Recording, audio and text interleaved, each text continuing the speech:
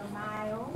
And just to give you guys a welcome and an introduction to what Daughters of Destiny is, it was actually birthed from my own daughters in regards to having an absentee father. So it started off with just them and the relationship that they had with their dad not being there. And as I started talking about it, women started reaching out to me and saying, hey, I'm not a little girl, but I'm impacted by my lack of relationship with my own dad. Can I come? Or can I be a part of it? So from there it grew. So then it started growing even more when I started talking to friends, and we was realizing Daddy may not have left. He may have left involuntarily. He may have passed away. And that left, of course, an impact, and it left a void in the daughter's life. And so Daddy also may have made bad choices. He got locked up somewhere. And that means that he, of course, is not there. So God, when he gave me the vision, he gave me specific instructions to speak to that void, to speak to the heart, and to be an encouragement. And it's not just for daughters whose dad has left, but when you find yourself in relationships and you find yourself trying to figure out what is it with me that my relationships don't last, and my relationships and friendships seem to change. And it's one of those self-awareness things where it causes you to look inside of yourself and see what is it that has impacted my life, or what seed was planted early in my life that has caused me to be the person that I am. So it is my prayer that you don't just look at it as a conference for daughters, but that you look at it as a conference for you. I want you to feel so welcome and so relaxed. I do think some of you are not strangers to my conferences, so you know it's not a traditional flow. I do go according to how I hear the Holy Spirit leading me. We do have praise and worship, but I never do it at the beginning because that's how God instructed me to do it. But I want you to know that you are welcome to be free here. You are welcome to just relax. You are welcome to interact, and it is your conference. So thank you for coming. And I want to see like a little order of service flow in front of you. We're actually going to be moving a little quicker than that. But the first speaker, I didn't put introductions or biographies, and I didn't ask them for one because I wanted to introduce you to them through my eyes. So the first speaker that I have is Miss Ashley Marshall Ratliff. And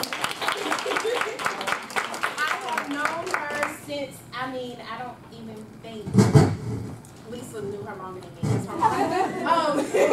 I've known her since we were all younger, just little girls growing up in the country in the Apex Hollow Springs area.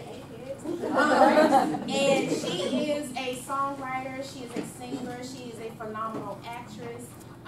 She is an advocate. She had a song a couple years ago, I'm Not That Girl, and it became the anthem for everyone who was a survivor of domestic violence. Everyone was singing I'm Not That Girl.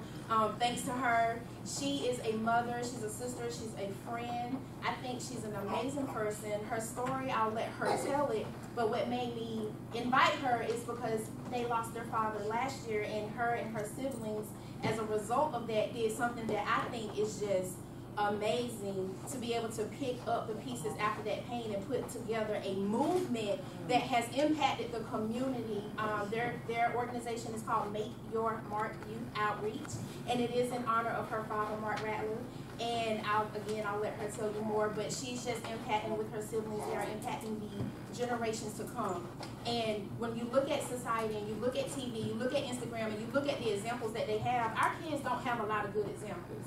You know, they see the women, you go on Instagram and you got to have a waist. I can't even snatch mine, how small it is. You know, you got to have your face beat to capacity. You got to have a certain look, and that's not realistic. And then you have, you know, they're introducing them to other things. A lot of the music is suicide laced. You know, I've listened to some of it, and I'm like, I tell my daughters, what is, no, do you know what he's saying? You know, I have to speak life to them because the music is speaking death to them constantly. And I know that God said that he sent his son Jesus that we would have life and have it more abundantly. And so with the examples that they have, they're not having an abundant life, but Ashley and her siblings are an example of how you can have an abundant life even after tragedy. So I am going to bring her up, and she is going to use her time, and she's going to speak to us in her own way. I just ask that y'all receive her. I'm sure you will love her as much as I do, so let's give a hand for her.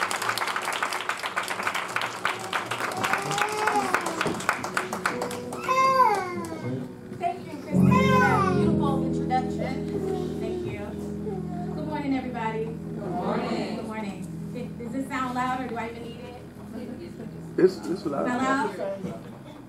Testing, testing. Good morning, Daughters of Destiny. There's some of y'all sons in here too. Their sons. I want to do a good job.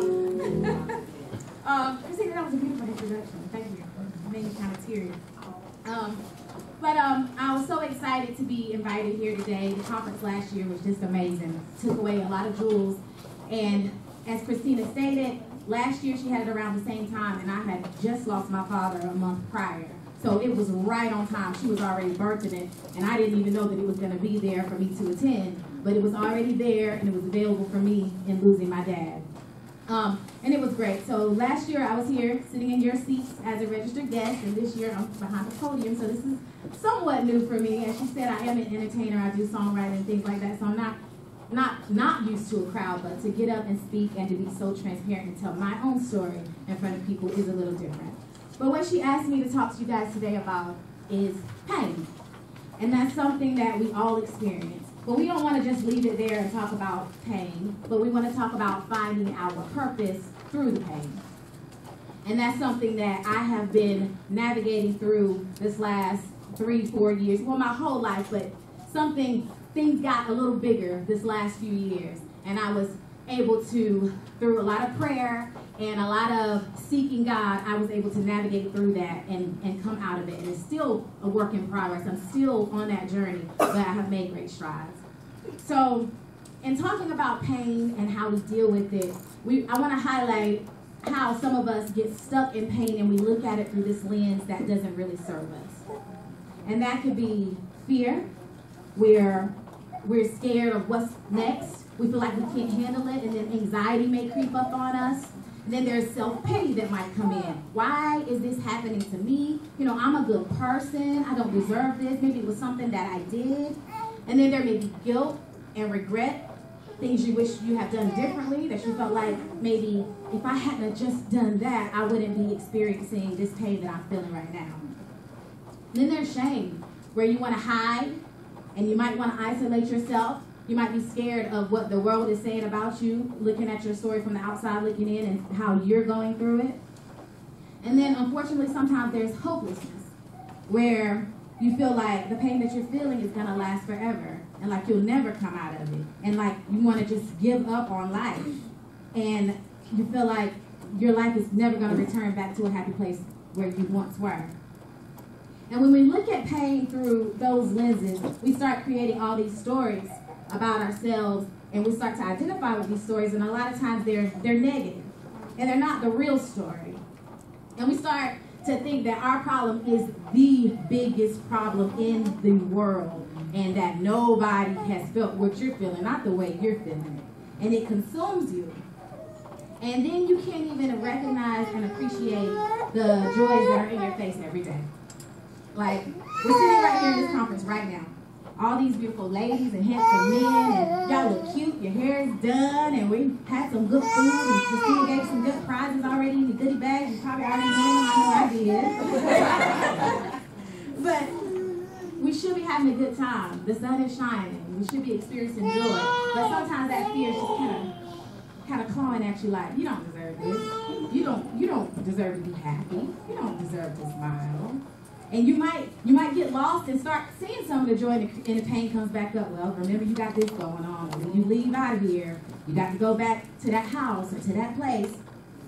And then we start to identify with these stories, and we tell the stories that, no, my pain is different. My pain is really a big pain. And it's different because, my kids are involved, and my kids have turned against me, or, not only did my husband cheat, but I actually walked in on him cheating. Your story is the worst. Or I was abused, not once, twice, but 5 times, and there's no way I can get through this because nobody understands all the things that I have going on. But that's not the right story. And it's like we want to convince ourselves that our pain is the exception. Our pain is the exception, the one that can't be fixed. You probably heard exchanges. I hear it all the time at work. Somebody comes in and they're like, oh, I got the worst headache. And then the next person like, well, my head been killing me for 2 weeks now. It's like this competition on who can one-up the pain. Like, I guess we're trying to justify where we are, but I understand there is some community in discussing your problems, but we just try to one it up all the time. And it's not It's not a competition on whose pain is the worst. And I'm not saying this to belittle anybody's pain or make light of your situation, because it does hurt. And it hurts because it's happening to you. But I really just want to offer that contrast to let you know that there is nothing new under the sun, and there is no problem that you're going through that God cannot bring you through. Amen. And your pain isn't coming to take you out, like we may get stuck and start feeling unworthy, like God doesn't love us, but it actually comes to bring you out of that situation and as a better person. So, you're not the exception. So I want to offer a different way of approaching that pain and navigating through it, and looking at the pain for what it is. And what pain is simply a signal. So if pain is a signal, then it's trying to tell you something, right? That's what signals do. Take your signal light in your car, for example. If you turn your light on and you turn it to the right, that's alerting everybody that you're about to go to the right, or you're about to change lanes, or you're about to go to the left, and everybody can adjust accordingly because you give them that signal. Or like your gas light. We all know what a gas light means. I ignore it a lot, but I know what it means. I know if at some point I don't go ahead and pull over and get some gas, I'm going to be on the side of the road somewhere. So pain is a signal. So if the pain is a signal, then what is the pain trying to tell you? Everybody's pain is different, and every pain that we feel is a little different.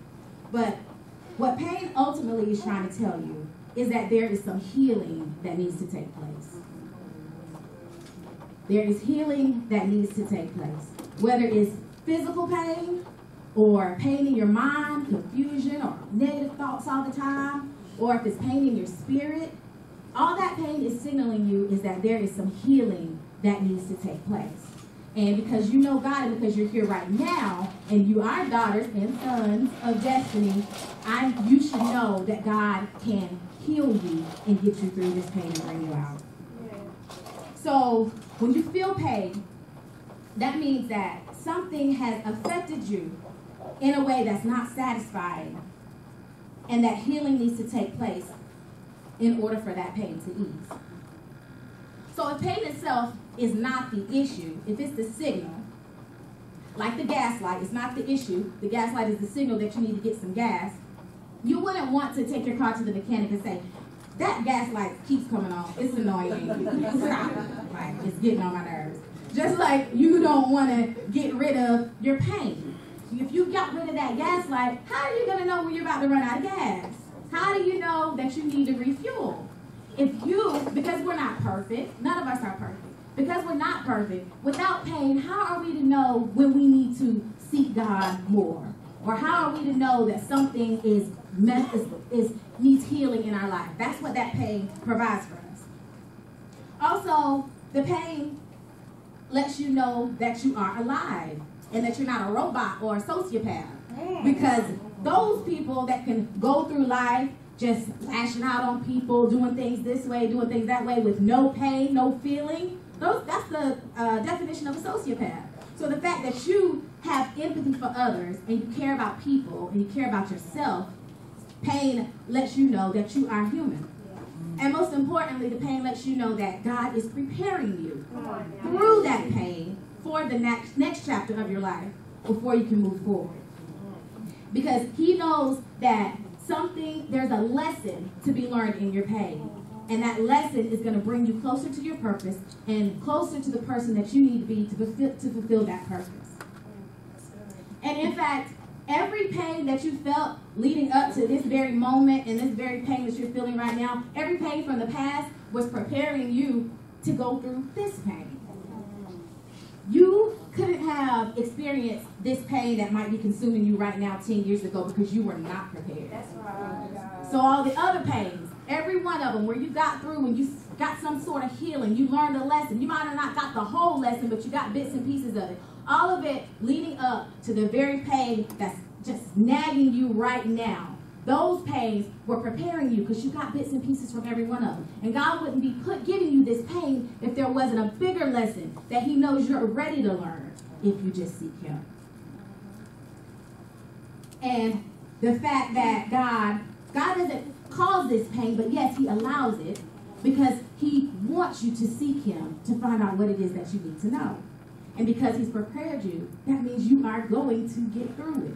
No matter what story you tell yourself. And those, we'll have those times when we have some self-pity and some doubt and some guilt, but we have to make a conscious effort to seek God and know, okay, God, what are you trying to tell me? Thank you. And so going back to the pains leading up to the current pain that you've been through, you can tell that you have had some healing in those areas because some of those pains will come back up. Some of those situations will arise again, right? 10 years ago, somebody's talking about you. You might have been ready to run up to their house. Ready. Ready with your sisters, right? So now, after you've learned some lessons and you've been through some things, you may just laugh. And that may be fine for you. You don't deal with it like that anymore. Or you may be able to talk about your father who walked out on you without breaking down because you've experienced some healing. You may be able to walk past that dude who just did everything wrong to you and speak to his girlfriend. Happily. Smiling, yeah. Because some healing has taken place. When somebody talks about your kids, I need to heal in that area. You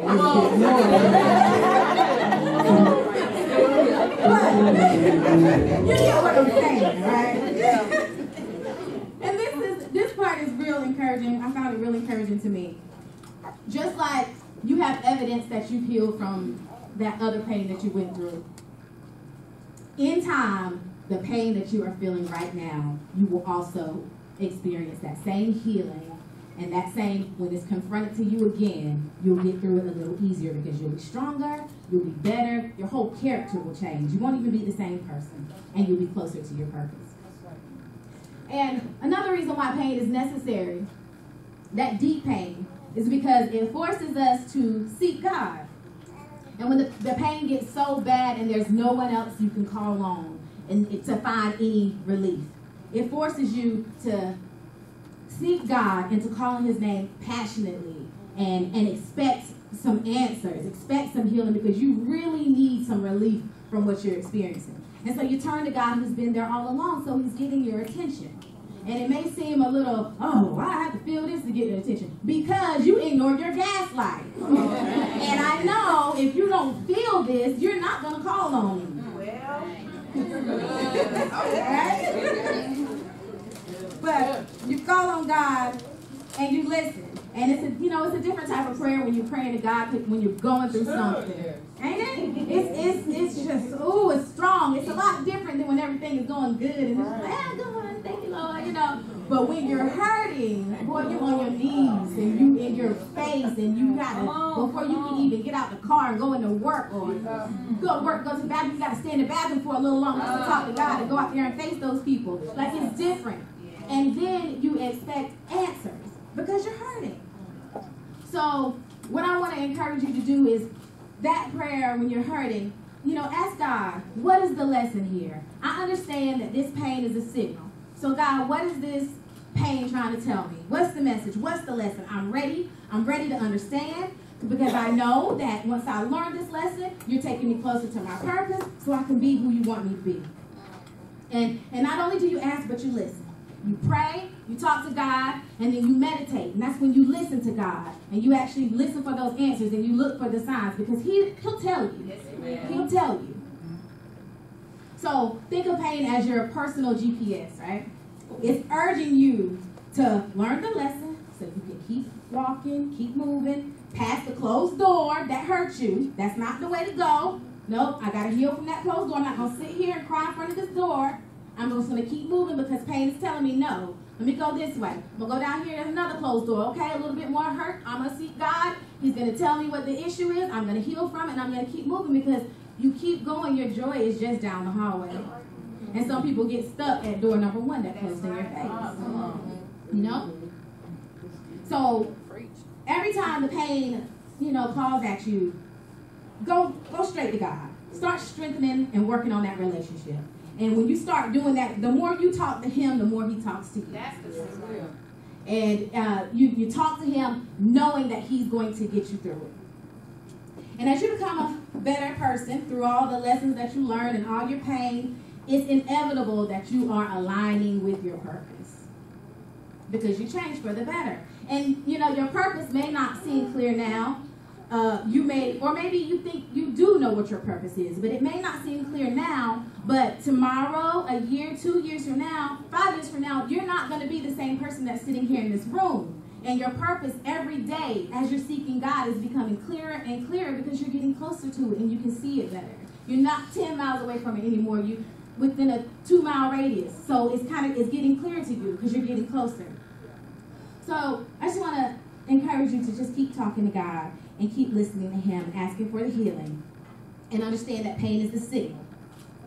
And pray to Him and ask Him to cover your children and heal your finances. Then if you're looking for companionship, ask for that. Whatever the area is, ask Him to reveal it to you. So I started seeking God in this way probably about 4 or 5 years ago. And it wasn't any catastrophe that was going on, but it was just a lot of little pains that were coming. And they were coming kind of back to back. And normally I'm pretty good about brushing stuff off and, leave it alone. But these, I noticed they started to kind of nag at me. And I was like, little stuff, just holding on to it and waking up angry because it's just something small because somebody took my charger. Like, that will ruin my whole day. I'm like, I told you that's my charger. It stays there. Why are you taking it out? And those little things like that. So I realized, something wrong with you, Ashley. You turned into a choice word. And so I said, I gotta get better about that. And because then I would notice too, like I would be a little, I would try to hold it in, but I might be a little more snappy with my son than I need to be because I got an attitude about something that's going on. He ain't had nothing to do with that. So I try to check myself and be more intentional with my son and how I communicate with him. That was another learning pain that I've grown out of, thank God. And I didn't know at the time, as I was seeking God and I was really strengthening this personal relationship with God, I didn't know what it was preparing me for. I wouldn't have been able to give you this lesson 5 years ago when this was happening. But when I found out a couple years in that my dad had kidney disease, I knew, okay, maybe this is what it was. At that point, I'm understanding that pain is teaching me, is giving me, is providing some healing and is teaching me some lessons. So I was able to take that news, and I felt like I handled it pretty well. So, of course, I started to seek God even more and to help me and my family through finding out that my dad has kidney disease. And a year later, he only lasted a year, he passed away. And, ooh, that one hit strong, right? So then I was back in that place where I started 5 years ago, like, desperate for God. Like, I need to hear from you. What is this? What is this? And, then the pain would start to subside a little bit. Then it came back. It felt maybe a little worse. And then I started feeling some guilt and some self-pity and some doubt. And then it was like, no, you're not going to slip into a depression. And then I sought God some more. And then the pain would ease a little bit more. And it was just that cycle, that back and forth, a little more pain, seek God. Then the pain started to feel a little less. Seek God some more. That continuous seeking God was always continuous, and the pain was coming and going from lighter to heavier. And then it was the pain of watching my mom and my sister and my brother having to deal with losing my dad who had always been there and what life looks like without them. And then there was some more pain. And I'm just like, But throughout it, what was consistent was I understood that no matter how bad it seemed, that pain was a signal for me and that I needed some healing. And the one who could provide that healing was God. So that's who was constant. And before I knew it, we had a whole nonprofit organization in honor of my dad. Now, that's not something that I had written down in my plan that, I'm gonna own a nonprofit and with my sister and my brother. Y'all know my brother. I'm gonna come from the PA here. But I never would have written that down in my plan. And then sometimes I still look in awe like, wow, we're doing this. And we're doing this, we're doing a good job. And people, thank you. And people are, helping us. Kelly, Christina, all people are joining in. And my mom and Aunt Gwen, and they're helping us. And it's just creating a movement, and kids are being inspired, and they're having access to role models, like Christina talked about, not the ones on TV with the tiny waist, because no, not her, but they have access to role models and people that actually care about them, and they're able to get some of these experiences that I was able to get with my father present, like, you know, different activities that some of these kids would not have access to. And so it's creating memories and things for them to cling on to, and ways, steps that they can follow in. So, as I said, you won't be the same person when you come out of your pain. And I'm living proof of that, because I had no intentions of having a nonprofit. I'm about business, I'm about money, I'm about this and that, you know, but I never knew that I would be serving in a way that would be as impactful as it has been to the community, and also as therapeutic as it has been for me. It's helping me heal. And so what I want you guys to take from this today is that pain is a symbol. And the pain is trying to tell you something, just like all sickness. And what that pain is trying to tell you is that there is some healing that needs to take place. And I can't tell you what the healing is. Mom can't tell you what the healing is. You know, people can help you, but ultimately, to find out where you need that healing, you're going to have to seek God, and you're going to have to seek Him often, and you're going to have to seek Him consistently. So I thank you guys for hearing me out, again, for giving me this platform, and for you guys being a part of my healing, because I'm still healing. And I hope that something I said can inspire you on your journey.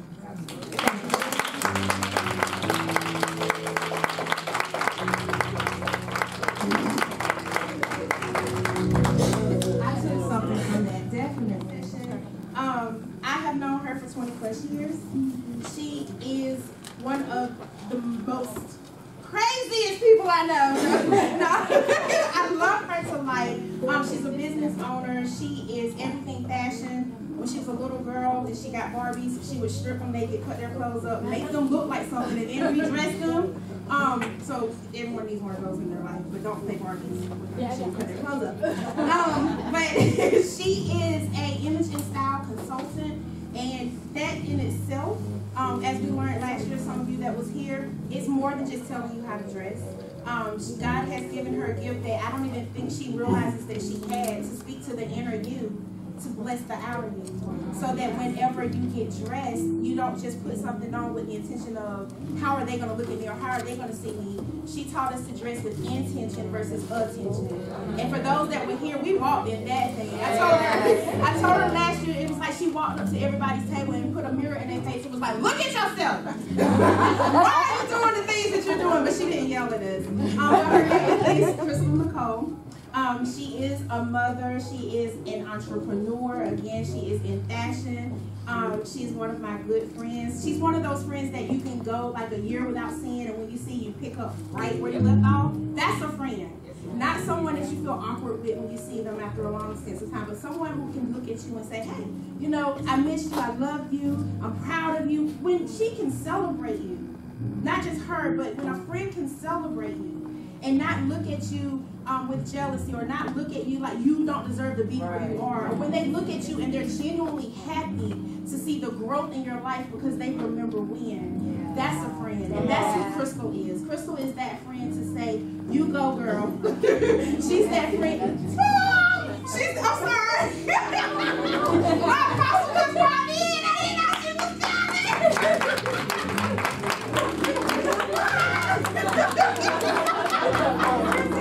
Wait, I'm sorry. I'm coming back. She's from Georgia, y'all. She just went down the street. Okay, what was I talking about? Crystal. I was celebrating Crystal. But she is a phenomenal example of what it looks like to love yourself, to walk in that, and then to encourage others to tap into that as well. So I was so honored when she gave me another yes. I know she was like, huh? And I was like, huh too? Because because usually, you know, in my mind, I'm thinking, bringing somebody different, we're going to keep it moving. But her message was so important to women and to men, because the man that was here last year, he actually said he loved change with the message that she had. So she's going to tell you who she is in her own words. She's going to talk to us again from the perspective of image and style. But I want you to put your hands together and welcome Miss Crystal Nicole.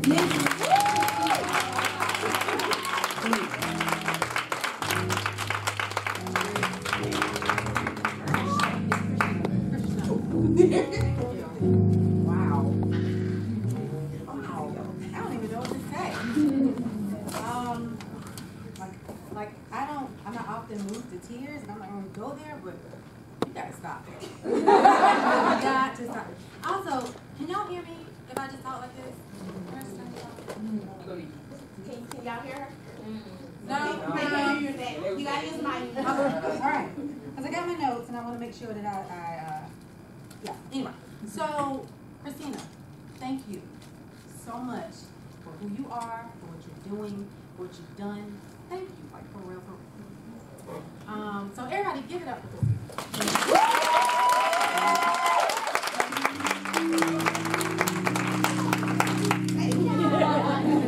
I'm with you 100 grand, whatever you are doing, whether you ask me here or out there in the back, whatever, I'm with you, you know that. All right? Okay. So thank you guys for even having an ear for me, for asking me to come back. And when Christina asked me, I was like really surprised because I'm like, okay. I mean, I didn't realize that it had, what I said had an impact, but I am glad that it did. I'm glad that it did because, you know, sometimes when you're walking, I guess, in your gift or you're being who you are and authentically, you know, people are getting messages and they are being moved by that, and you sometimes are not even aware. So when she asked me, I was like, yeah, but I don't even know what I said to these people. I don't even really remember because I was just in my flow. Like, I had my notes and everything, but I was in my flow. So I even asked you, I was like, I'll be honest, Christina, we like a week out. I have no idea what I'm going to say. She's like, well, just go ahead and, you know, say what you said last year. And that's just not me. Like, I don't like repeating stuff because I think that's not me flowing how I need to be, and I need to tell you something else. So then when I went back in my notes, and I appreciate it, because how many of you guys saw the live we did on Facebook? Ashley did one, and I did one. Okay. I am glad for the live that you did with Ashley and me because you told me what I talked about last year. I mean, I remember some points, but I didn't remember like the topic, right? So I went back in my notes because I keep notes, and I looked over them and I was like, what?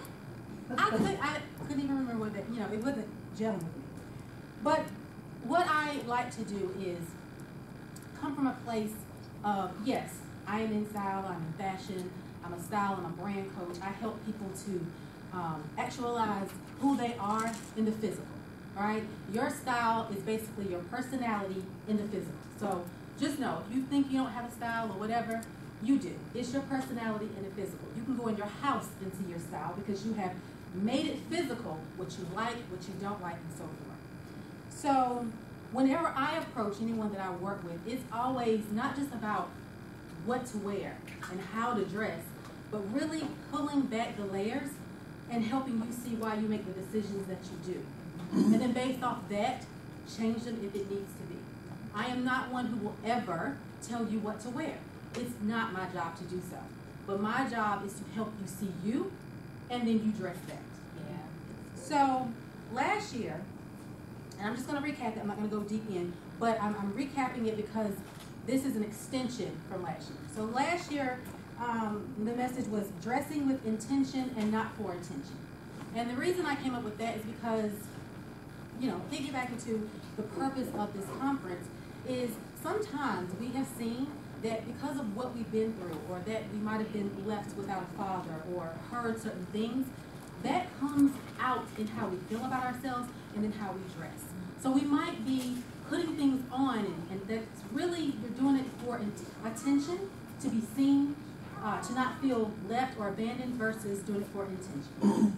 So at the very end, what I brought it all into is when you dress for intention, it means when you get dressed, you're thinking about your inner you, and you're dressing for that versus outwardly. And that is what dressing with intention means.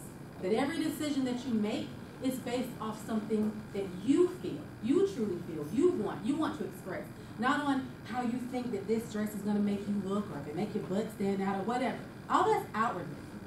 When you dress for intention, it's on inward thought. Does it make you feel comfortable? How do you feel in it? And that's how you dress. So the 5 things I went over, and again, I'm paraphrasing so I can go on to today's topic. Is dress your truth.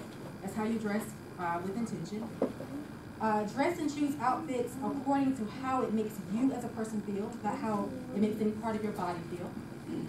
Dress for you and solely you. Dress for confidence and not compliments.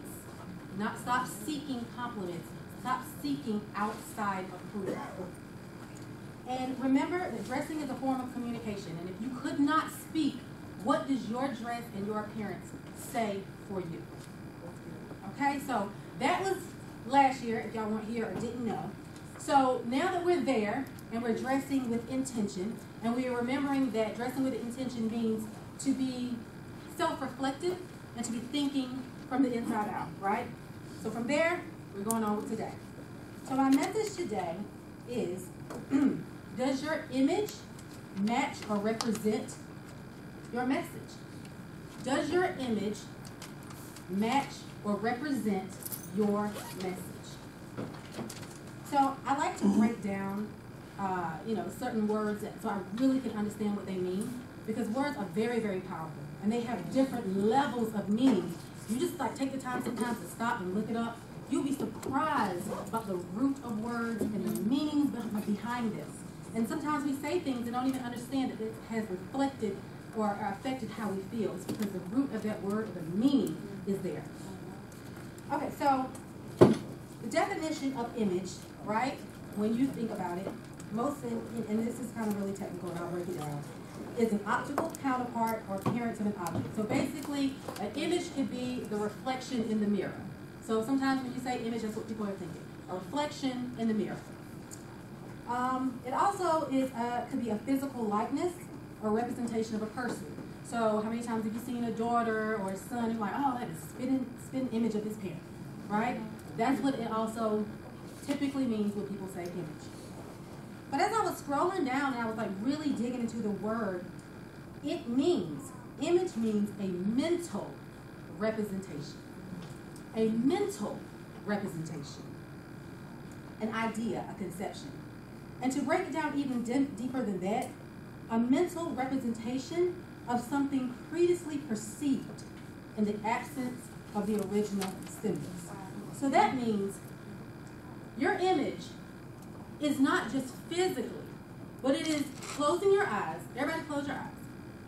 Your image is what you are seeing now. Your mental representation, what you're thinking, all of it. Okay, you know. But then the next step is a mental representation of something previously perceived. So that means not only is it powerful enough of what you're thinking, but it is powerful enough to be in another person's mind of what you are when you're not even there. That's how deep an image is. And that kind of goes into the whole branding aspect. But that's how deep it is. It's not just what you think you look like. It's not just what you see in the mirror. But it's also what another person thinks and remembers about you when you're not even around. So that's how important it is to know and own your image. Okay, are y'all following me? Yes. Okay. So also, I'm not trying to change the format, and I don't want to go on. I like dialogue. So if there's any questions or anything that you like, oh yeah, please raise your hand, because I don't know if we have time for questions or if there will be questions, but leave it. I like to leave it open. Okay. All right. So now let's move on from image to message. Okay. So the message definition is, what does it mean? When I think of it, it's like what you have to say. It's your walk, what you've been through, what you stand for, who you are. It's your luggage. That could be your Louis Vuitton luggage, or it could be your baggage. That's a hefty six-set, whatever that word is, you know? But that's your message. Your message is who you are and what you've been through. That's what you're pulling from. It's your story. What has happened? What's happening? What's going to happen? And so when you look back, there's your image, your mental representation, and what people see when you're not even there, does it match your story? That could be good, or that could be bad. We'll dig into that. That's just a story. That's just a question to pose for you guys.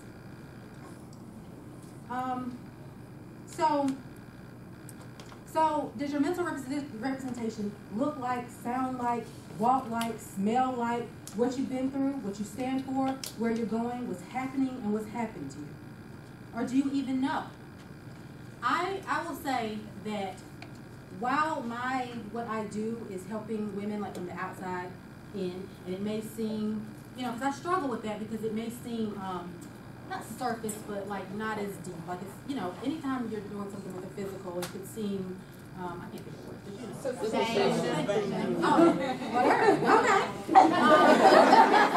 all of that.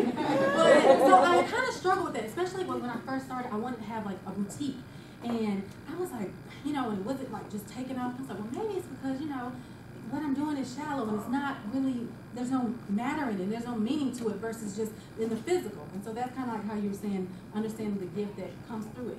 And where I really started to see impact and value in what I was doing is when I started working directly with women, where they would come into the boutique, or my friends would come over to the house, and I would, help them put on clothes, and how it transformed them, and how it helped them, and how they felt about themselves. So it wasn't just about what you put on, but it was how it made you feel.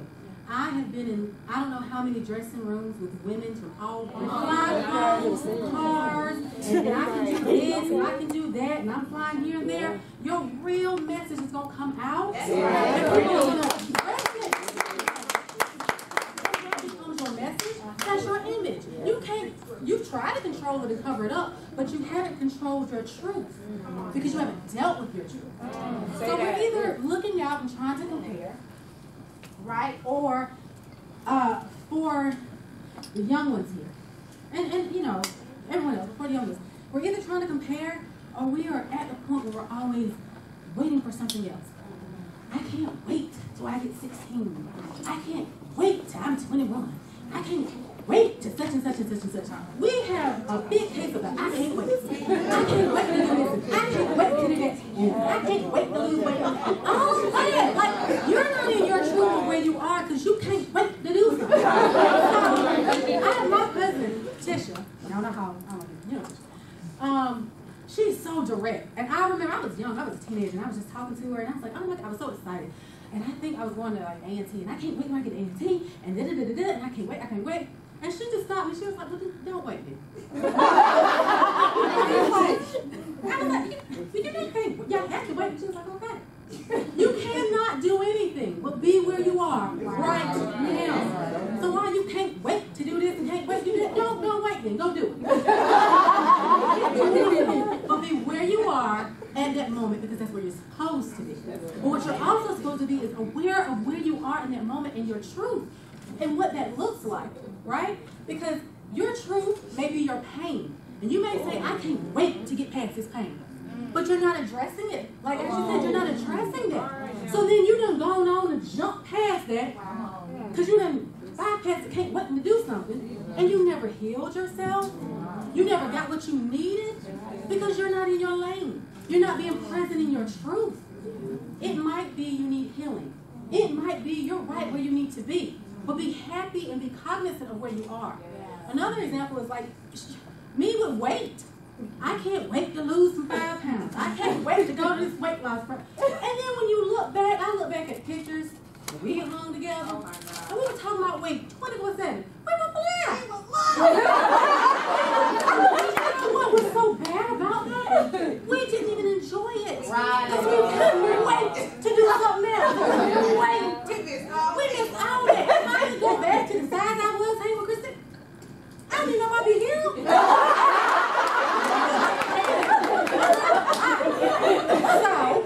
So, be present in your truth, whatever that is. Whatever that is, own it, deal with it, and address it. Because when you don't address it, when you look past it, when you're looking at other people's stuff and not looking at you, when you're waiting to do something, you are missing the time that you need to be refining yourself, that you need to be nurturing yourself and taking care of yourself.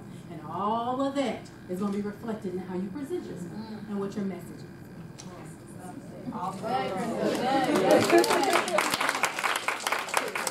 So with that, to be present in your truth, please do. Because when you're not, you're absent from the truth. And you don't want to be absent from the truth. Okay, so the next is, I'm going to pose a question to you. Would you say facts equals truth? What do you guys think? No, that's true. Not always. I mean, sometimes yes, but not always. Not always is fact truth. Fact is just fact. It's a saying that I always say, it is what it is. Right. But that doesn't mean that what it is a truth for you. Right? Your truth is what you choose to perceive from that fact. Now, that's not saying be blind about something and go into a reprobated mind where, I'm just going to think. No, that's not what I'm saying. What I'm saying is don't allow circumstances to start creating things that aren't there, and then that becomes your truth. Right? Don't allow that to be. An example of that is growing up. Like, I had sensitive skin. Like, I scar really easy. I think I told y'all this. I scar really, really easily. So growing up, like, for some reason, mosquitoes loved me, and you could see it. Like, my legs was covered in mosquito bites. And not just the bites, but I'm talking about the scarring of it. So, like, dark spots all over my legs. That was fact. And that's it. My truth became that I had ugly legs. That is the truth that I told myself. No one else told me that. I told myself that. The fact was that, yes, I scar easily, and you can see it on my legs. That's it. But I embraced a truth that was not there. And the truth is that later in years, I grew to love my legs. The one thing I hated, and I'm talking about, talk about when you embrace something that's not true. I cheered in high school. Like, I was going to be on that cheerleading team. I cheered in high school all the way up to A&T. In high school, did you guys know, when I'm out there on the court in Garden, I put makeup on my legs. Every time we had, I'm talking about thick, just I it up. Because I was so ashamed. And I'm talking about we be in pyramids and, cheering, and then the little girl was like, what is all this stuff? I don't know. My color always. What is that? What is that? Because I couldn't embrace the fact that this is just who it is. This is who I am. But later in life, it turned out that was like one of, to me, my best features. I love it. So when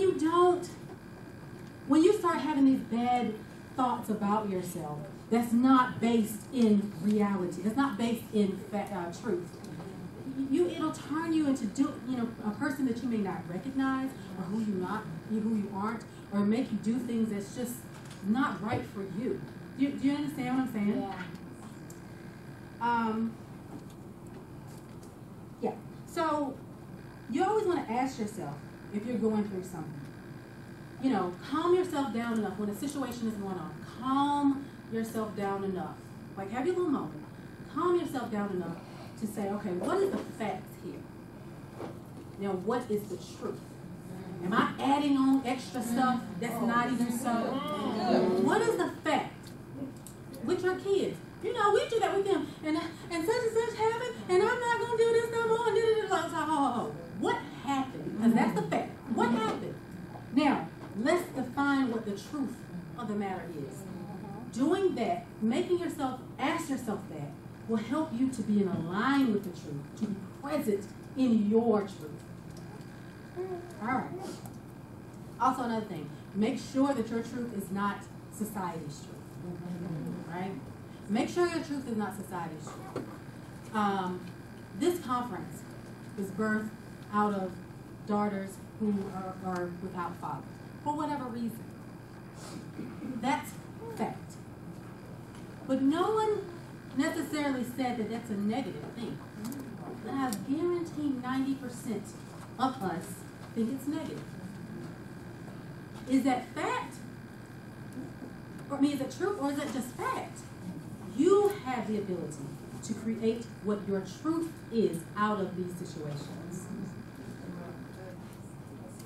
And then one more example of that is my mother, growing up, my mother was just very open with everybody, with her family and her kids about, you know, like what's going on or whether we have this or not have that. Like that's just how she was, and I would overhear stuff, you know. So I grew up, for real, thinking that we were poor. I'm talking about ho. I mean, we were like, you know, times was a little tight. You know, we were Apex boy, we weren't po. But let me tell you this about, so that was a fact for us. A fact that we grew up in times that were a little tight in the house. But because I'm a child and I'm overhearing adult conversations, my truth became that we are poor. We were so poor that my teacher had to call my mom and be like, hey, we keep asking Crystal to turn in her permission slip for this field trip. Why has she not turned it in? My mother didn't know anything about it. My mind was so poor that I didn't think we could afford it. I didn't want to ask my mom. I didn't want her to feel bad about telling me no. So I didn't even ask. We were so poor in my mind that I walked around with those kids' shoes, but they really weren't kids because they were from the Family Dollar and they picked. The kids walked all the way to the bottom of them out. And I would take my sock and fold it over and be walking like that, like, until my mom was like, why do you have holes in your shoes? Oh, because we didn't have no And it just was not true. But my message was, I'm poor. You know? I heard that here we can't pay the light bill. Or we have to chop wood and put it in the oven. And you know what I'm saying? Like the stove, you know what I'm talking about. And so that became my message. And so then I walked in that. And I looked like that. And I was 5 or 6 because of it. So that's going to take me to my other point about narratives that we create. But really be aware of the situation and what is like fact and what is actually the truth. Okay. Are y'all feeling me? Yes. All right. So number 4 goes into narratives. And so everybody knows, number 4 is called Who Told You That?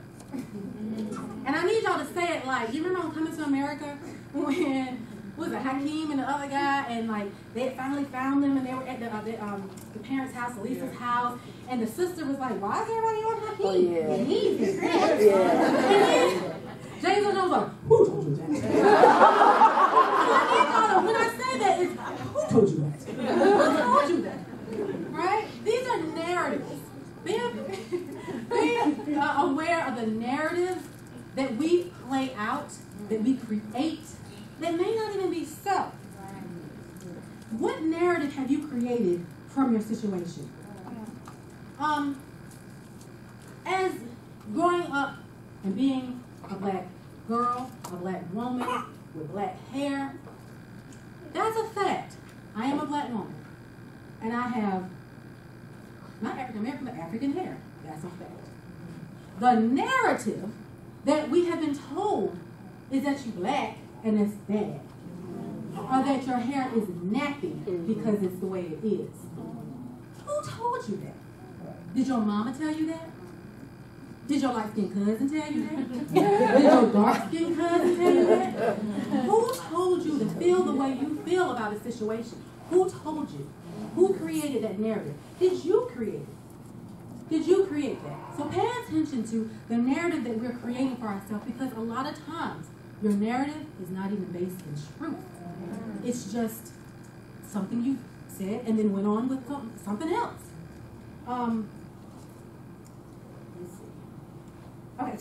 Okay, black skin and black hair. So that's the narrative. That's what I thought growing up. I mean, I've always been proud of myself, but I've always saw it because that's like the narrative that was in our community. So then it's so funny how like God will take you through things and situations in life from one step to the next, and then that allows you to use that like from pain to pain, and then you can use that to get to the next. So it was years later that I was like in my 20s. I was 26, and I worked for this company that was headquartered in Israel.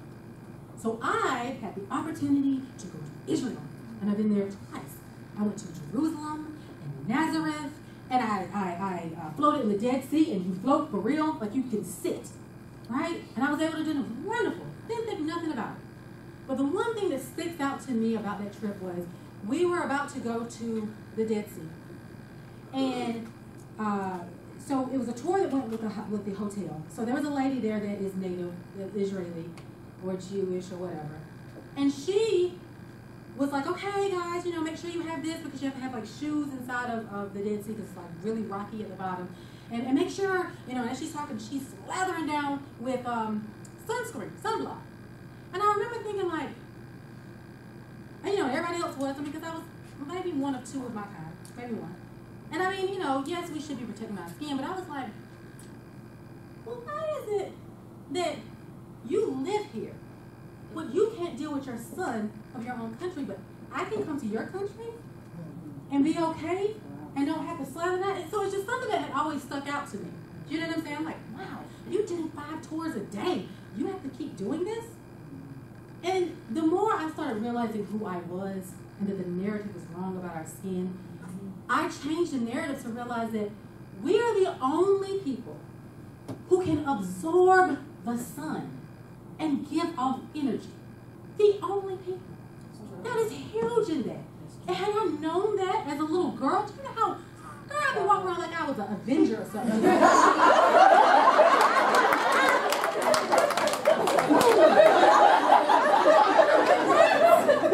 But the narrative, I just kind of believe what, but it's when you come into your truth, like, wait a minute, that's not a negative thing. Hair with us is big. I'm so glad now we have embraced naturalness and all that. I was natural last year, but I went through some transformations. And girl, I had to get back to the perm, but that's not what we're talking about. I'm so glad that we can embrace it now. Right? I mean, I grew up where it just wasn't like that. And then I saw something a couple years ago that helped me to really embrace it. And it was like, I used to think, the negative narrative on that was that we were somehow maybe cursed because we are the only ones who have the type of hair we have. Our hair is so different from everybody else's. Why? But the reality when I saw this was we are the only people whose hair grows towards the sun. Yes. It grows in reverence to the natural resources that he gives us. We are the only one. It don't come out and fall. It grows up. That is huge. That is a blessing.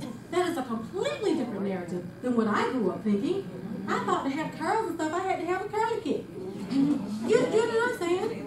And we did. I had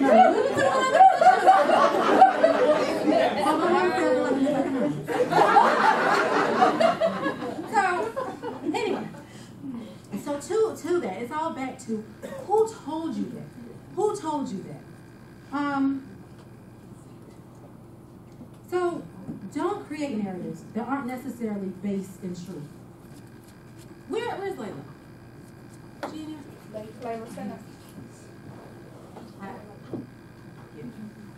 You know what? But I do want to speak to you though. With us who have lost our fathers or our fathers are not there, maybe your father was not there like you would have wanted, or maybe society say he should have been there, or whatever. That's fact. But your truth, your narrative, does not have to be that you are a daughter of a father of abandonment. Your truth and message and narrative does not have to be that, I don't have this, and, I grew up in a household with, a single mom, and she struggled, and I mean, all of that, whether you realize or not, is in your message. Is it in how you present yourself, what you think, your confidence that you have. If your father had been the father that we think we want, none of us would be in this room today. None of us would have been here last year. It wouldn't have happened. So know that everything that has happened, every card you've been dealt, it wasn't by mistake. It was because it was supposed to be for you. To do what you needed to do for everyone else. So I'm not saying go praise him, but I'm saying you can say thank you. Because look what I am, and look what I've done at your age. I have not even thought of a conference. And I'm going on 40. But at your age, look what you've done. You can now take that, put it on a transcript and say, yeah, you know, I had a conference that was created by my idea. Or you can say, well, you know, I was born, you know, to a mom that, you know, my father wasn't there. Do you understand what I'm saying? You have the ability to create the narrative. Which brings me to another. Parents, and I'm not saying that we are parents or influencers or sisters, whatever. Stop creating narratives in our children's lives that may not be true. You may not even be aware that you're doing it. But just start paying attention to what you're saying. Pay attention to how you feel. So I have 2 children. Christopher, he's 19, and Nicholas, he is 7.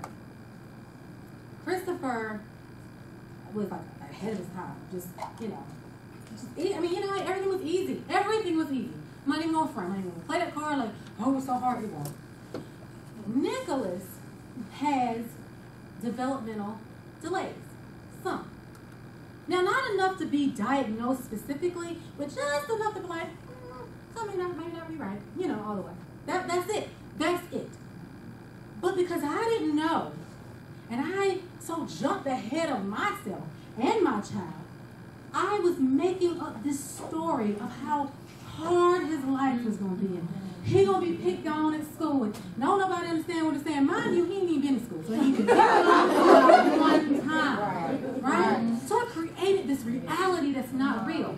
The damaging part is, in the presence of my son, I'm going before him when he starts to speak and say, you know, he has delays, so it might be hard to understand what he's saying. Or, you know what I'm saying? And so then, because the narrative I created out there, the person didn't even know. They might have completely understood what he was saying, but now they're going to be listening with an eye of like, okay, now what? Okay, you know what I'm saying?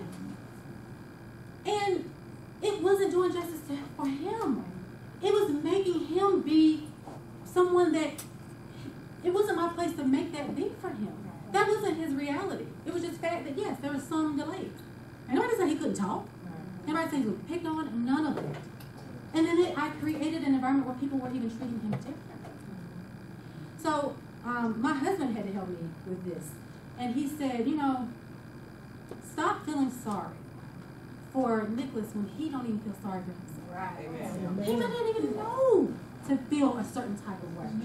Has somebody ever came to you with news, and before they come to you, you sit on and say, oh my Lord, let me tell you what happened and such and such. And when they tell you, because you're all like, okay, well, what is it? And when they tell you, you're like, well, what? Sorry, tell me again because I'm confused. So we created this elaborate narrative. And it's just like, that's just not so. My husband does that. I'm sure y'all, my husband does that. It's a narrative of like, maybe something he wants to talk to me about and he don't feel quite comfortable. So he'll create the conversation in his head. So he'll pose the question of what he's going to say. Then he takes the liberty taking me and putting me in his head. And then says back to him what I'm going to say. But he does it in a way that he's not even happy with my response that he created. In his head. So then he comes in the door all upset. This argument. Now I don't even know he's talking. When I see he's doing that, then I'm like, you know what? There's really no room for me, you, and this woman in my I'm gonna let y'all go on with the conversation and come to me when it's just the fact.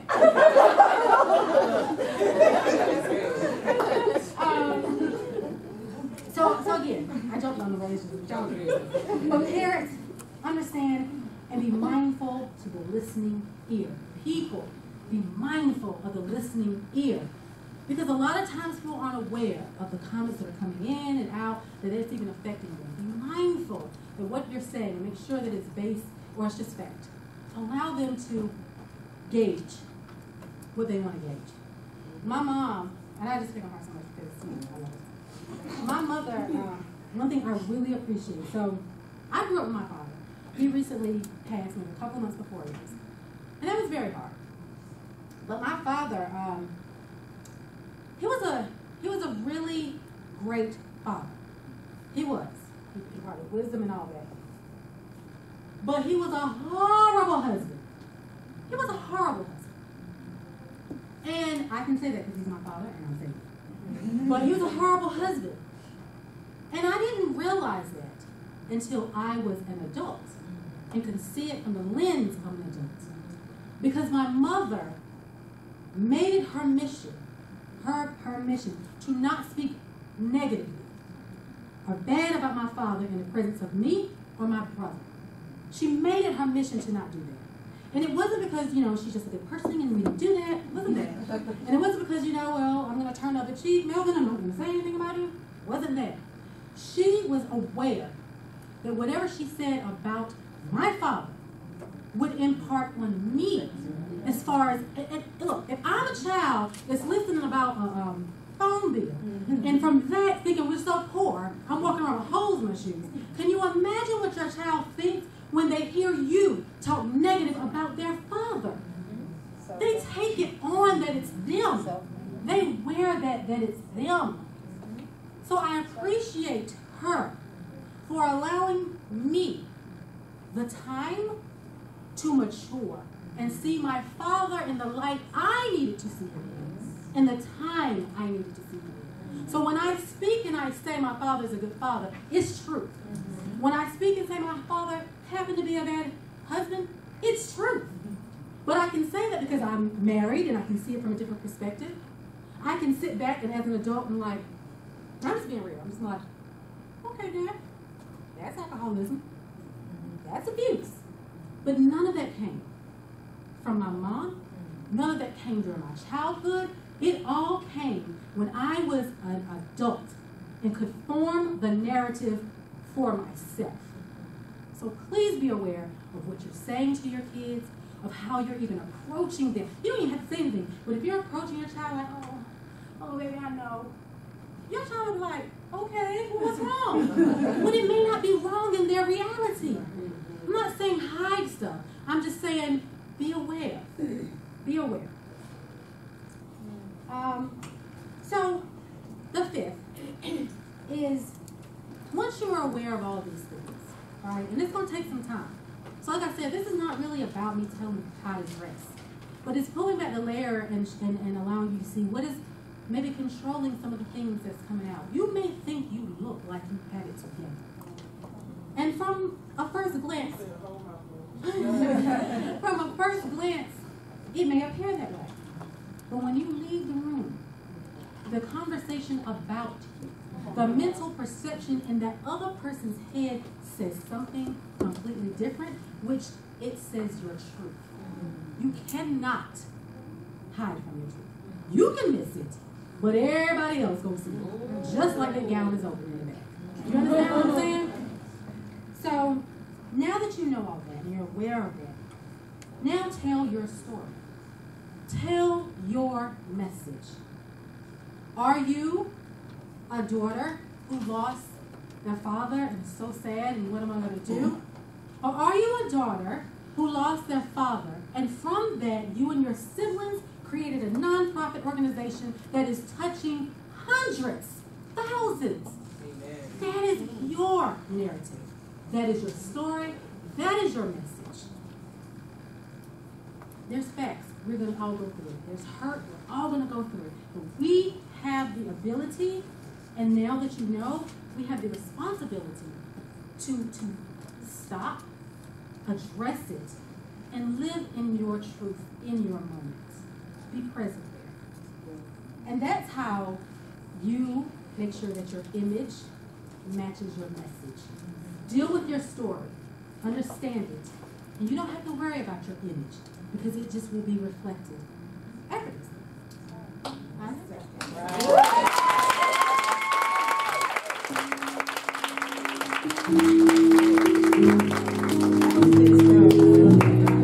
Are y'all getting something so far? I love the speakers that came up to the fact that God's doing something in our lives for purpose. And we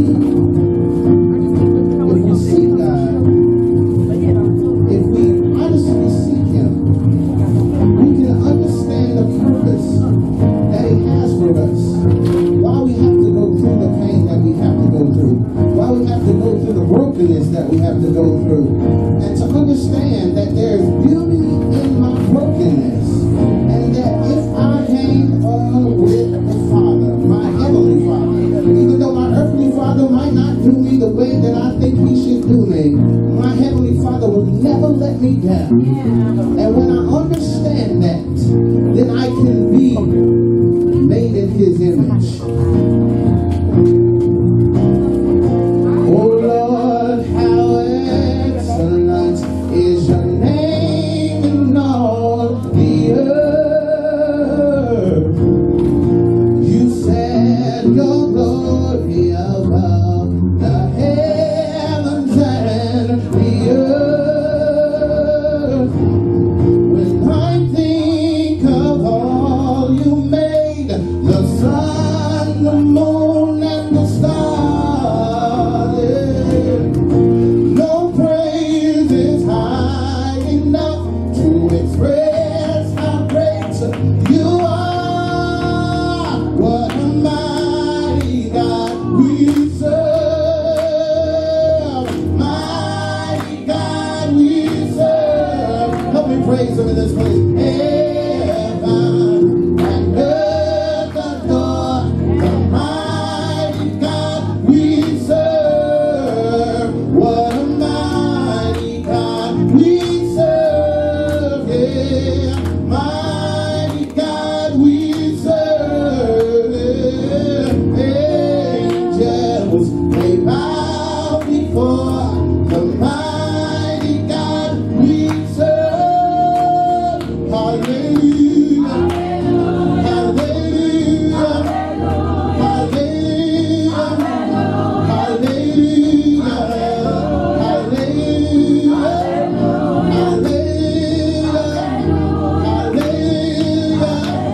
Hallelujah. Lord, you're mighty. Lord, you're mighty. Lord, you're mighty. Lord, you're mighty. Lord, you're mighty. Oh, Lord, you're mighty. Lord, you're mighty. Lord, you're mighty. Oh, Lord, how excellent is your name in all the earth. You set your glory above the heavens and the earth. When I think of all you made, the sun, the moon, and the stars, no praise high enough, no praise is high enough to express how great you are. What a mighty God we serve. Yeah. Mighty God we serve. Angels, they bow before the mighty God we serve. Yeah. What a mighty God we serve. Mighty God we serve. Heaven and earth adore the mighty God we serve. Hallelujah. Hallelujah. Hallelujah. Hallelujah. Hallelujah. Hallelujah. Hallelujah.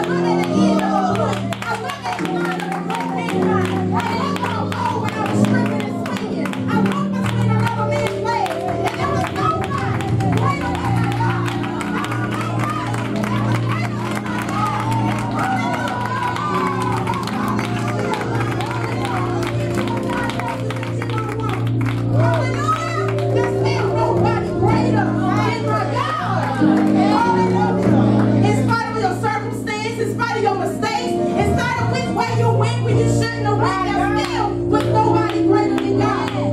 Oh, God is good. He's good. What I love about God and how strategic He is, I didn't tell them what to sing. I just asked Him to sing. And my sermonette, rather, or the message that God gave me to share with you on today, it talks about there being no other one greater than the one. No other one greater than the one. And we're here to talk about your destiny. We're here to talk about that end result and the end of the path that you are taking, and how you may come across this thing and that thing. You may come across this person and that person, but in all of that, there will be none greater than God. There will be none greater than the one who provides. There will be none greater than the one who gives you peace. There will be none greater than the one who sustains your mind. There will be none greater than God Himself at the end of your destiny. Amen. Hallelujah. Nobody greater. Oh, Lord, I thank you. So, okay. 2 Corinthians 13:1. I'm going to be real quick. I'm going to just give it to you the way He gave it to me, because I already feel that He's already started moving, and there's some things that He want to do, and I believe in getting out of His way. 2 Corinthians 13:1 reads, "This is the third time I am coming to you. In the mouth of 2 or 3 witnesses shall every word be established." And what that means is, and what God has given me, or what He told me to tell you is, look for confirmation. Look for Him to confirm what He's already said to you. Look for what He has already promised to you. Look for it. And when you look for something, that means you stand in a season or in a place of expectancy. When you look for something, that means that you know that it's coming. You may not know when it's coming, but you know that it's coming. And when God tells you to look for something, you can best believe that everything is on the way. When God says look for something, He is saying, I've already established it in the heavens. I've already sealed it in heaven. So now when you open up your mouth on the earth and you come into agreement with me in heaven, you can look for that thing and you can expect for it to come to pass on that order day. Somebody's been looking for their peace. Somebody's been looking for it. Somebody's been looking for their joy. Somebody's been looking for it. Somebody's been looking for that sustaining thing that God has on them. Somebody's been looking for the answer. You've been looking for the promise. You've been looking for what you've been waiting on. You know, when you're at the bus stop, if you've never rode the bus, I'll give you a narrative. I've rode it a couple times. I be standing there, and the bus supposed to be here about 15 after, and it's now 16 after. That means it's a minute late. But that doesn't mean that the bus isn't coming, because the bus has a schedule that it has to keep. What does that mean? When God says I'm going to do something for you, God has a schedule that He has to keep. God has something that He's already done. How can I prove it to you? Because in His word He said, I look for my word. I look for it so that I can establish it. I look for it so I can bring it into completion. I look for it so that I can do that thing. I look for it so I can put my yes on it. So when God says that He's getting ready to do something and He tells you to look, best believe He's going to do it. So when He says look for confirmation, it's not just an agreement. It's not just an agreement. When He says look for it, He's saying even to the daughters here, you know, Daddy may not have been there, but He said, no, I am with you. Not only am I with you, but I'm with you always. Not only am I with you always, but I'm with you even until the end. And what does that mean, even until the end? It means even when you think that it's over, even when you think, Lord, I can't do this anymore, even when you think, Lord, I've come to the place where I just have to stop, I want to give up, I want to quit, I'm tired, this hurts, pull me out. God says that's not the end yet. But He said, but even through that, I will be with you. Even through that, I will walk with you. Even through that, I will give you what you need. Oh, God, I thank you, I thank you, I thank you. So when you come into agreement, when God said look for confirmation, when you come into agreement with what God is doing, once you come into agreement, it causes things to move quickly. And the reason why it causes things to move quickly is because He said where 2 or 3 are gathered in my name, I'm in the midst. Okay, what does it mean when God is in the midst? God can't be in your presence or in your midst and nothing changes. He can't be in the vicinity, in the room. He can't be there and nothing changes and things stay the same. The word said even demons tremble at His name. So if a demon responds to Him, your situation and your promise has to respond to Him. It has to respond to Him. So what do we do with that? Okay, so in other words, God says don't just say it with words, but carry on with business as usual. Do it in a way that lets me know that you're agreeing with what I have already promised over your life. So there's a saying, I was watching a movie, I can't remember the name of the movie, it doesn't even matter, but I was watching a movie and a rocket was getting ready to fly. And before the rocket could fly, they was pushing all these buttons and they was doing everything, and one of the people looked at the other one and he said, all systems go. And the man, he looked at him and he was like, all systems go. He repeated it. And then the little messenger took it to the little old lady in the movie. And the little old lady was like, it is clear. So what does that mean, God? Okay, so Daniel was waiting on an answer in the Bible. And it said that when the angel came to him, the angel told Daniel, when you prayed 21 days ago, God not only heard you, but he sent the answer. Yeah. But I was held up because the prince of Persia, basically I had to fight in some high places. There were some things going on. So because your prayer was already heard and it was answered, God is saying when you open up your mouth and you come into agreement with me, I can then tell the angels all systems go. I can then tell the angels that it is clear. I can then tell the angels that you can take them what they need. I can then tell the angels that you can move on their behalf. I can then send down from heaven to earth what it is that you desire. In Genesis, we hear about Jacob, but we see Jacob's ladder. And it said on one side, the angels was going up. And on the other side, they were coming down. So what does that mean? On this side, they was taking up my request. On this side, they was taking up my petition. On this side, they was taking up my needs. But then on this side right here, they was bringing down my health. They was bringing down my problems. Bringing down my joy. Bringing down my peace. Bringing down what it was that I needed. That only God himself.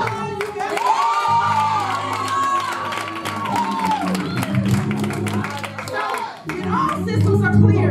That means that you are now in a state of readiness for immediate action. See, we go through things in life, and my sister Ashley touched on this, and Crystal touched on it. We go through things, and Crystal talked about we form our narrative. So, oh God, I prayed and you ain't answered.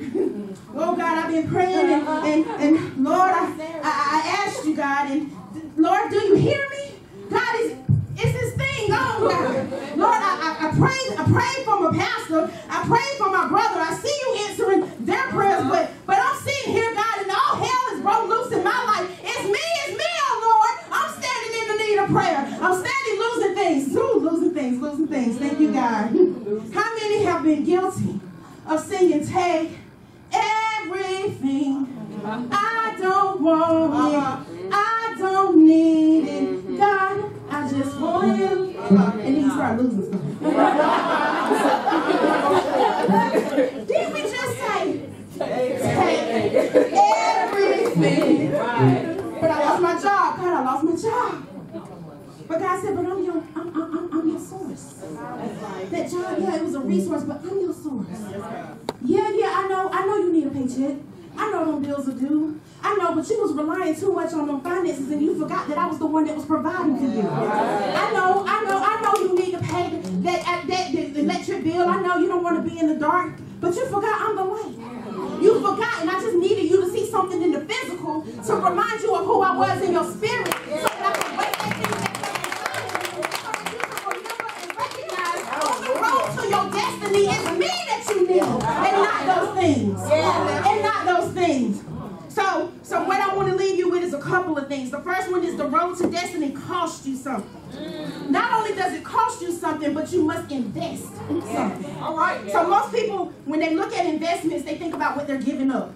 I remember the very first time a friend of mine told me she was investing in stocks. All I could think about was, well, I ain't got no money to be giving them for no stocks.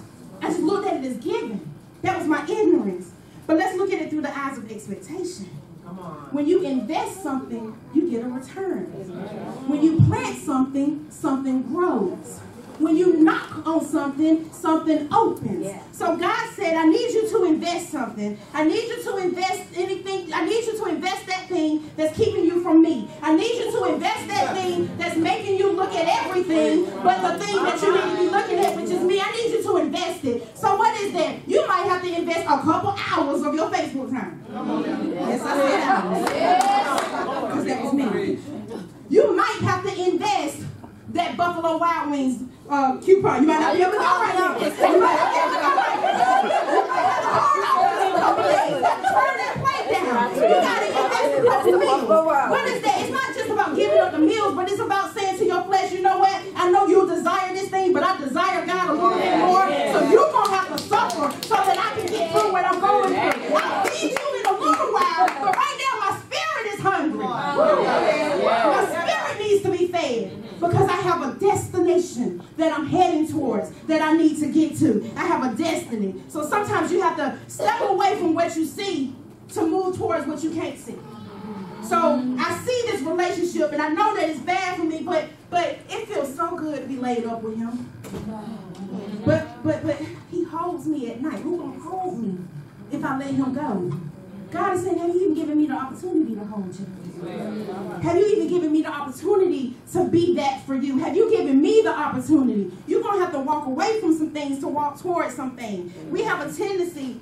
What we do is we pick things up on our spiritual journey that we wouldn't dare pick up on our natural one. How many times do you pull up to a light and see a bum and lock your doors?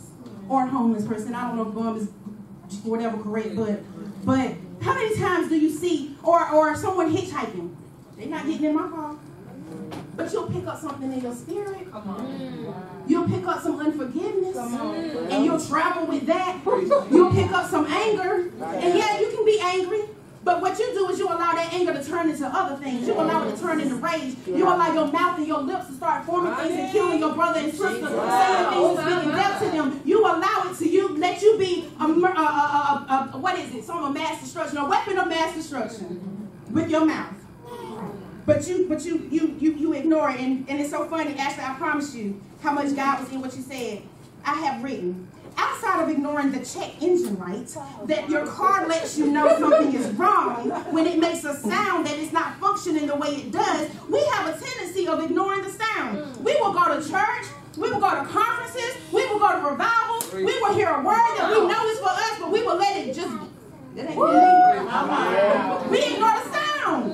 Heaven is making a sound trying to get your attention, but you'll push that out your ear because it's not saying what you want to hear. And then you want to know why you can't get to your destination.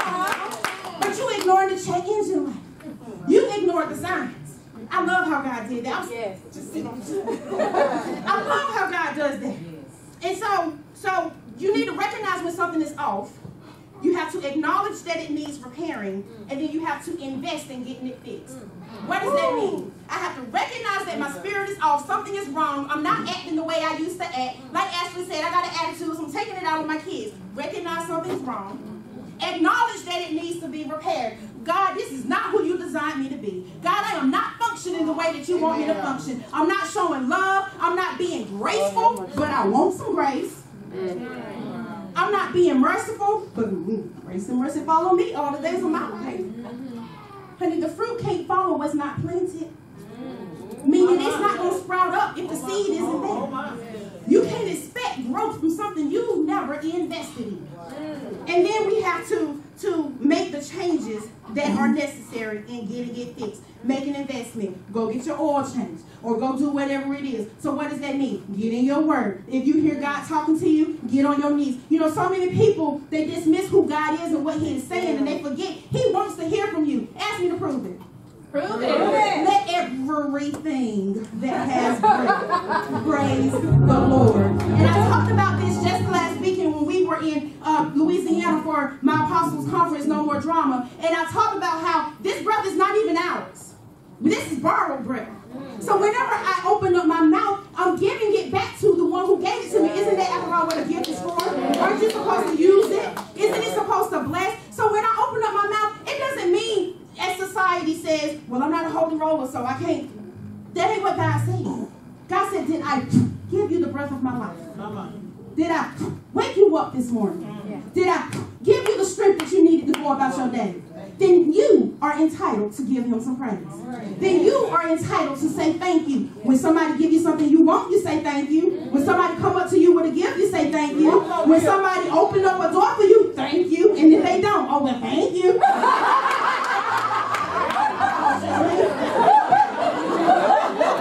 Okay. So, not knowing what your future holds, but God knows what your future holds. He's just saying, just trust me. Just trust me. And how do you trust me? By investing in me. Just invest a little bit of time. Just invest more minutes, which will turn into more minutes, which will turn into an hour, which will turn into, Lord, I didn't even realize I was down here this long. Let me get up and see if this just one. It will make you want to spend time with him when you invest time in him. So God wants you to do that. And then he showed me Proverbs 12 and 25, and he talked about anxiety and how anxiety in a man's heart will weigh him down. Ty, come here, baby, because you're talking about me. Ty on her way to her destiny. Ty is on her way to her destiny. But Ty, I need you to take insecurity with you. I need you to take that last relationship that God told you to let go, and when it finally ended, you blamed yourself, but he had already told you to get out of it. I need you to take fear. Here is just a couple pounds of self-regret. I need you to take that diagnosis. You know what? Them children acting up, and it's all your fault. Take that. And now I want you to sprint to your destiny, but she can't. Because she done became weighed down by her situation. She done became weighed down by the things that she can't even control. She has become weighed down by things that God has already told her, daughter, I got this for you. She's become weighed down, and she's trying to carry it. She's trying to hold it. And he's standing right here. And he's saying, cast your cares on me. Just give it to me. Just give it to me. And as she begins to give it, the load will lighten up just a little bit more. As she begins to cast her cares, she will begin to stand up straight a little bit more. As she gives her cares, now we can see how. Now we can see what God has designed. Now we can see what she was destined to be. Now we can see what he was doing. Now we can see what God is doing in her life. So we don't want to cast anything. God said, cast your cares. Cast your cares. 1 Peter 5 and 7, it says cast them all because he cares for you. So going back to the investment, the reason that I use this word, one of the definitions of investment means an act of devoting time, effort, or energy to a particular undertaking with the expectation of a worthwhile result. What does that mean? It means when you surrender, when you sacrifice, when you relinquish, and when you yield, you can stand in a place of an expectation of a worthwhile result. See, when we try to fix it ourselves, the result isn't always worthwhile. When we do it the way that we want to do it, the result is not always worthwhile. Sometimes we dig a bigger hole than we were already in, trying to dig a hole to climb ourselves out of it. Just me? What about them payday loans back in the day that they gave everybody? I think I still owe on a couple of them. So God is saying, cast it to me. And then we get to a place where we say, you know what, even though this isn't good enough for me, but I've been in it for so long. God, I've been doing it for so long. It's consistent. I know what I'm going to get. I know, 90% of it brings misery, but it's consistent. I know what I'm going to get from it. And God is saying, but that's the thing I need you to surrender. I need you to surrender that. And I need you to accept the fact that no longer do your legs and your strength work.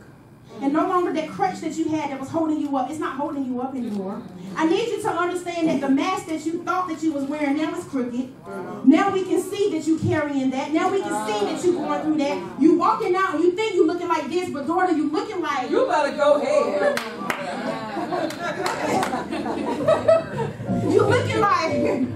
And God is saying, but I created you beautiful. Yes. You are fearfully and wonderfully made. I created you in my likeness, in my image, so that you can have dominion over everything in the earth. And then we sit here and we allow our situation to tell us how big God is. We allow our situation to tell us when we can give him praise. We allow our situations to tell us when we're going to get to our destination. We allow our situations to tell us the route that we can take. But God is saying, I place the authority in your mouth. I need for you to open up your mouth. The power of life and death is in your tongue. So what are you saying on this road to your destiny? The second thing, you got to acknowledge it will take work, but you will need God to fulfill it. Philippians 1 and 6 tells us to be confident, to be certain, to be sure of, to be persuaded that God is the one that began the good work and he won't stop until it is finished. Don't dismiss ideas that you have just because they seem too far for you to touch. If God has given you a vision, especially, and y'all have heard us say it a couple of times before, we straight up out Apex. People from Apex don't do certain things. You either play ball, Like, it's certain things that you just don't think of. But God is saying even that you can do. Even that. So the visions that you think you can't touch, he said, remember with me you can do all things. Yes. All things, because it is through Christ Jesus who strengthens you that gives you the ability to do. He wants you to remember that he's going to complete the good work. He wants you to know that just because you haven't seen anybody do it, maybe it's because somebody needs to see you do it. And I haven't said it in a long time, but I used to say this a lot. Everything that has ever been done, somebody had to do it first. So you sit here and you look at, well, you know, I ain't never seen nobody become a millionaire from making baskets. Okay, well, become a millionaire from making baskets. What did she just say to her mom? Said, we talk about the what? The what if? What did you say? And then all the business is shown. I can't wait to. Don't wait. Don't wait. Get it done. It's not random that God gives you the idea. It's not random that he gives you the vision. It's not random that he gives you the dream. It's not random, and it's not a coincidence. Some people, when they can play any instrument, they call it playing by ear. God said, play it by ear with me. What do you use your ears for? What we listen, we hear. And faith comes by what? Hearing. You better teach. Let's play it by ear. So when God gives you a vision, like she said, with Make Your Mark, she never thought I would be a non-profit person. But God, and it just came back to me again, and I'm saying it for y'all. And you know how sometimes Crystal even said something about it. Like, I don't want to say the same thing I said last time, but I'm going to say something that I said to somebody else, and I feel the unction to say it to you. When God says, I know the plan, that means he has a plan. So in order for you to know something, it has to exist.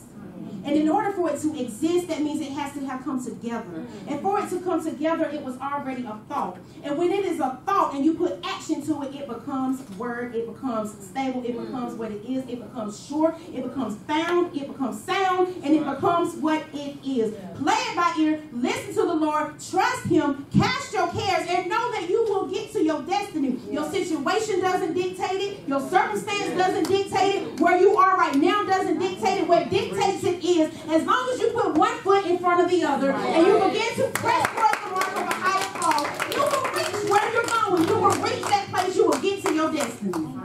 I bless God for that. I bless God for that. Keep walking back over there. And then why you over here? That's how he talking to me. I keep going over there that paper and I hear, why are you over here? Because he just wants us to understand. Don't look at, we heard it today, your pain is pain. Pain is pain. We're not dismissing that. And even if you didn't come here with pain today, you may have pain with frustration. You may not have even come with it, but while you were sitting here, we was talking, something agitated it, woke it up, and that's like, I have pain. I don't even hurt you before I got here. Or I'm frustrated. Or it's taking a long time.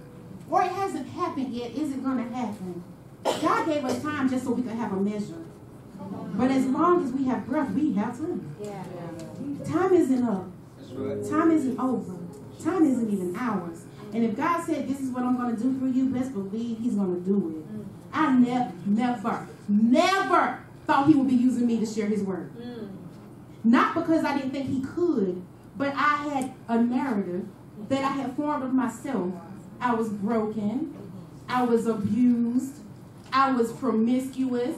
I was this nasty little girl on the inside, and even though I tried to dress it up with cute little heels and everything and walking, sometimes my feet were hurt and my little baby toe would stick out, but I was still trying to put on this image that everything was okay. And then one day, I was sitting there and I said, you know what, God, show me how you see me, and don't get it twisted. It was not pretty. Come on now. I said, God, show me how you see me. So he began to show me all the stuff that I knew was there, the ugly stuff. He showed it to me. He did. He showed it to me. But then he showed me his son. And how when he was like, you know, we need a savior, and how Jesus was like, I'll go.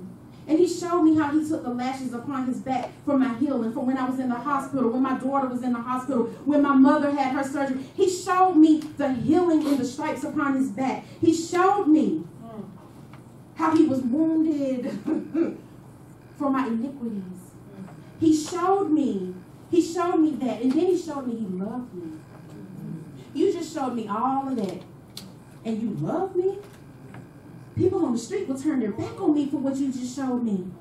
People will not want me in their house for what you just showed me. People won't even claim that they know me because of what you just showed me. But not only did you show me and you showed me you love me, then you said, and you're mine. You're mine. So what I want you to take away from this part, you're his. He created you with purpose, for purpose, and on purpose. And don't allow what you think of yourself to block what he has spoken about you. He knew that I was going to be a little ratchet.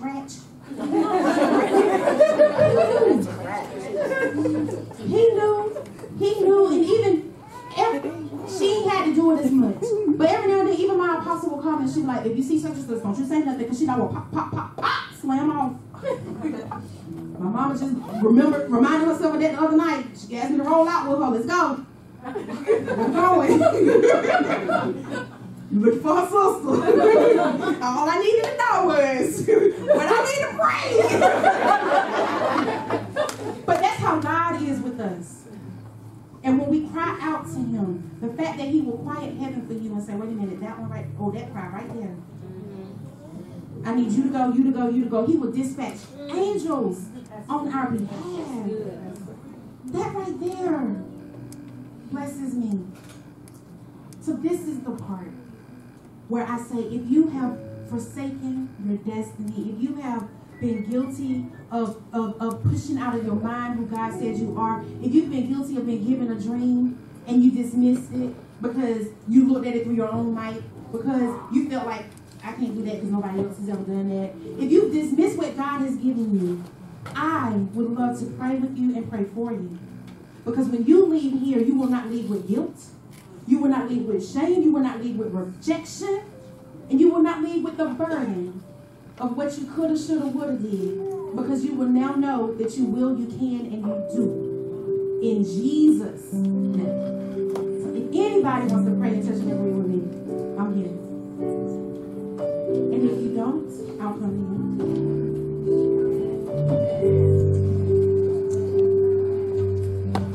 Apostle, will you come? And Pastor Angela, will you come? Pastor Jeanette, will you come?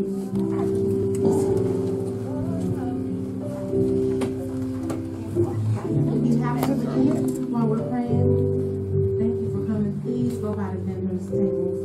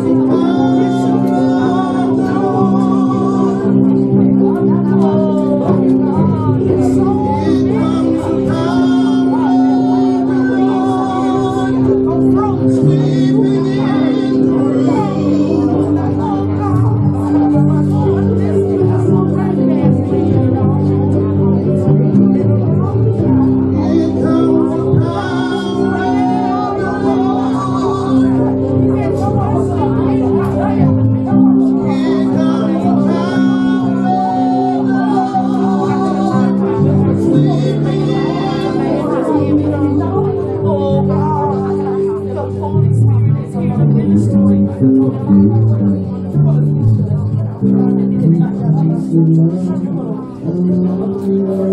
you.